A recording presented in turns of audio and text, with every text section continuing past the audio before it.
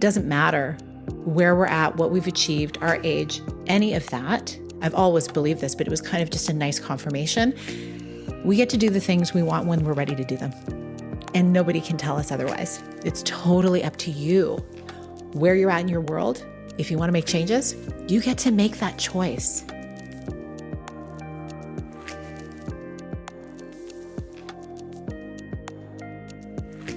Hi, welcome to the Connect with Sheila Botelho podcast. I'm an entrepreneur, self-care strategist, and creator of the Seasons Self-Care app. I'm committed to helping you reconnect to your purpose, elevate your well-being, and build your version of a happy, successful life. You're listening to a Monday Minisode where I share an insight designed to help you live into what lights you up this week.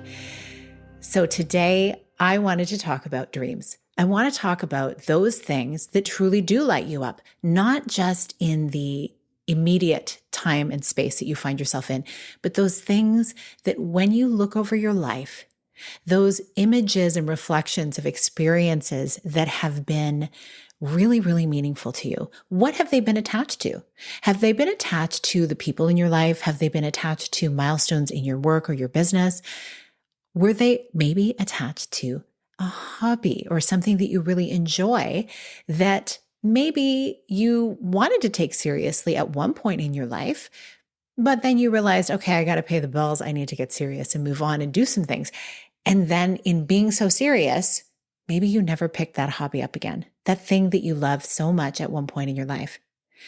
Maybe you even had a dream of what it would look like to have this hobby turn into a career, a passionate career. And then something along the line, whether it was something in your own mind or something that was being told to you by outside of yourself, made you say, that's not realistic. That dream it's not really going to get me anywhere. So I need to get serious and buckle down. I'm sure many of us have these experiences in our lives. And I had one of these experiences when I look back, my musical life. I went to art school, I sang, I've always loved to sing. I had a band, I did some recording, I did a little bit of local touring, if you will. And it was so much fun.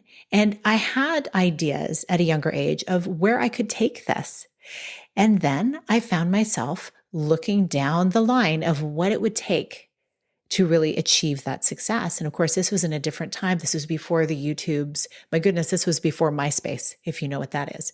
And so before social media. And now we live in a time where we're able to really take anything that we want to do and put it out there into the world via digital technology. And so that really shifts things. And there are people who may have their passion that they're doing on the side, on the weekends, in the evenings, and then those who are taking it full time, and then those who are maybe like myself who have put it on a shelf, right? What have you put on a shelf in your life, in your experiences? What got me thinking about this was I was watching the Pink documentary, the most recent one that's out right now. And I believe it was chronicling a tour in Europe that she had back in 2021.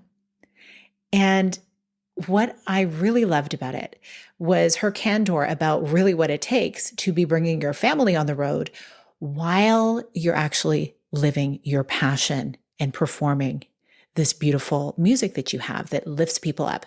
And whether or not you're a fan of Pink, I will say this, she's so passionate about what she does. And like many, many people who are on big stages, she has really, really passionate fans.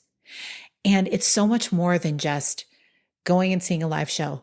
There are people who go to the shows who've gone to many of her shows because the music has done something transformative to them.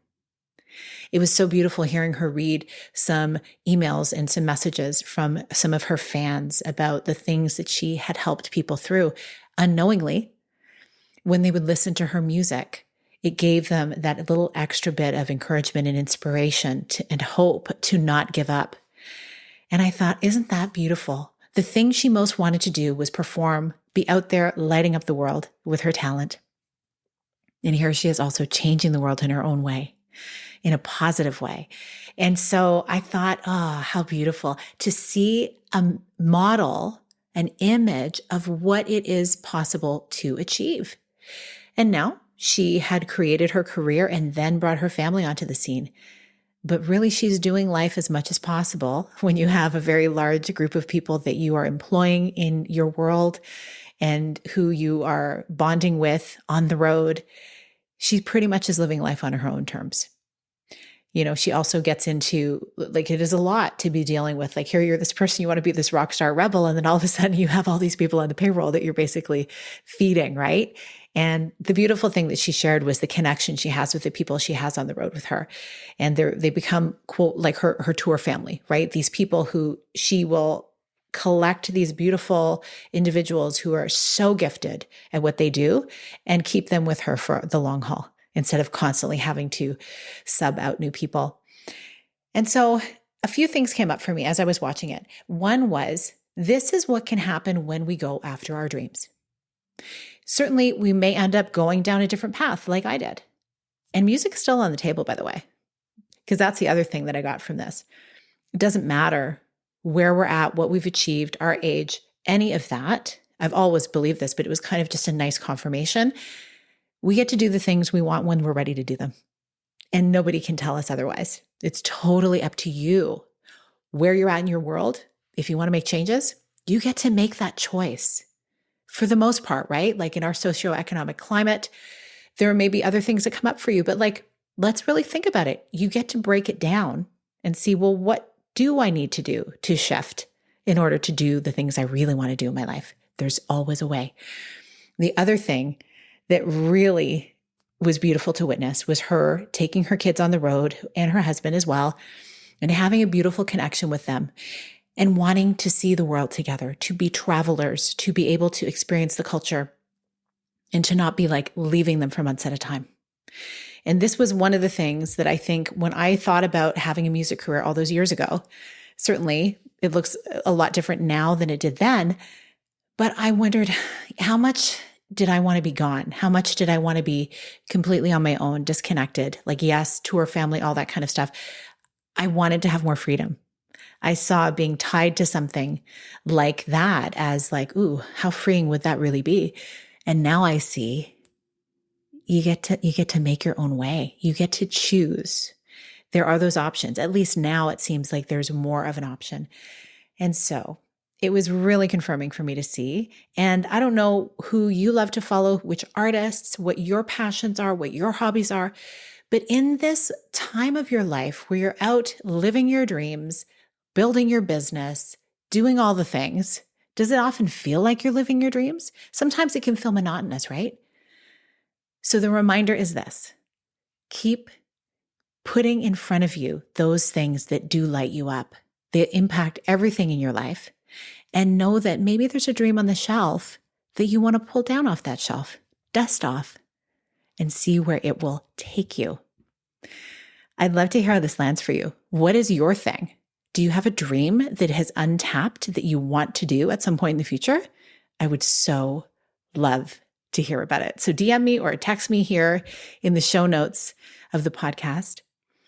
And let me know also what other things you would love to hear. I always love to hear what your responses are to these shows, but also what other things you'd love me to touch on, because there's so many stories. There's so many experiences in a lifetime. And these minisodes are kind of fun to highlight those things.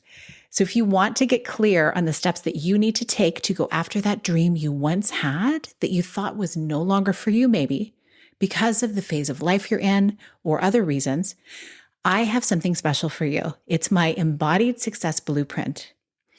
It's a simple, clarifying 5-step process that I've used personally, and it's what I guide my clients through to make progress towards their goals. And it's not just an outward process. I've also recorded a short 5-minute meditation to address what's happening in your inner world. That's really where all of the impactful shifts happen, right? This practice makes a world of difference for my community, and it can for you too. So get it at the link in the show notes. And thank you so much for listening. Please rate, review, share, do all the things. Tag me on the socials. I would love to shout out your message. It means the world to me that you listen, and I hope you have a beautiful rest of your day. Big blessings.